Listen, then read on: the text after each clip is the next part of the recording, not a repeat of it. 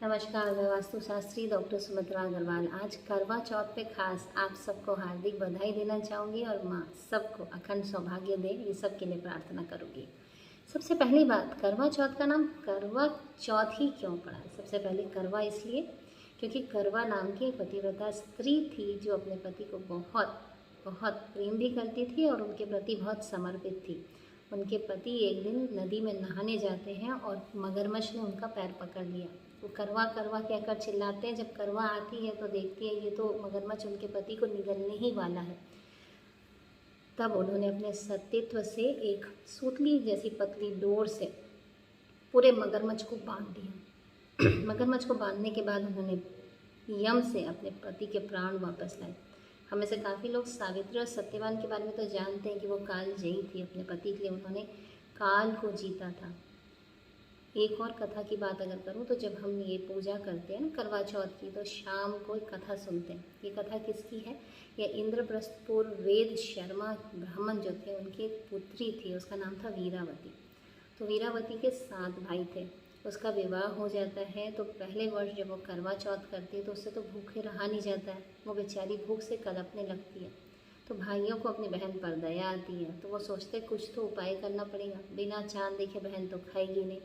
तो सातों ने मिलकर पीपल के पेड़ के पीछे नकली चांद बनाया, दीपक चासा, चांदनी पकड़ी, चुन्नी पकड़ा और बहन को आके बोला कि बहन बहन चल चांद हो गया।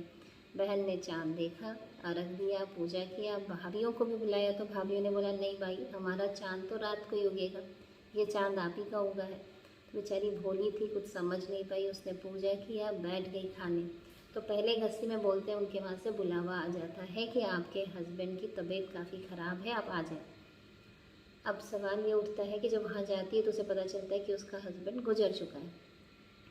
अब उसने चौथ की जितनी पूरे 12 महीने में जितने चौथ माता आती हैं सबकी पूजा की, व्रत किया, तपस्या किया और भगवान से अपने पति को वापस लाया और वापस अखंड सौभाग्य को प्राप्त किया।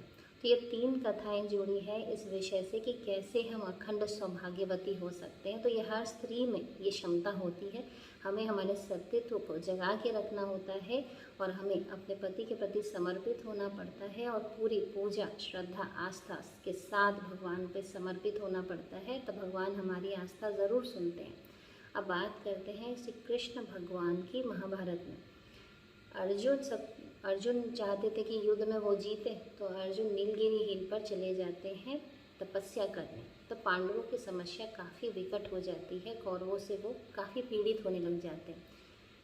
तो द्रौपदी परेशान होती है, वो श्री कृष्ण से पूछती है कि इसका उपाय क्या है। श्री कृष्ण ने तब उससे बताया कि तुम ये चौथ का व्रत करो, कार्तिक चौथ का। तब उन्होंने इस व्रत को किया। अब बात आती है कि अगर करवा क्यों यूज़ किया जाता है। करवा एक्चुअली समझते हैं अगर तो ये एक कंटेनर है ना।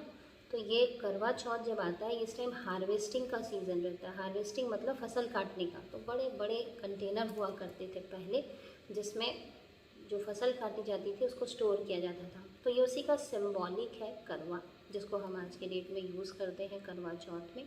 इसके अलावा और एक सबसे महत्वपूर्ण बात है कि सबसे पहली बार करवा चौथ का पाठ, पूजा या अर्चना किसने की थी? पार्वती जी ने की थी, शंकर भगवान के लिए की थी।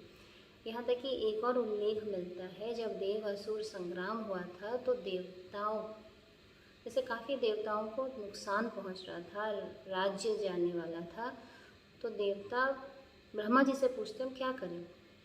तब ब्रह्मा जी ने उनको बताया कि आपकी जितनी भी पत्नियां हैं, आप सबकी पत्नियां, उन सबको मिलकर संगठित होकर एक साथ चौथ का व्रत करना पड़ेगा और माँ की कृपा से आप विजयी भी होंगे और आयु की भी रक्षा होगी। तब सारी देवियों ने करवा माता की पूजा की, अर्चना की और जितने भी देवता थे वो युद्ध में जयी हुए और उनकी आयु की रक्षा हुई। तो यहाँ से शुरुआत होती है करवा चौथ के कथा, पूजन और सबकी। आपसे फिर मिलूँगी, फिर कुछ और चर्चा करूँगी करवा चौथ।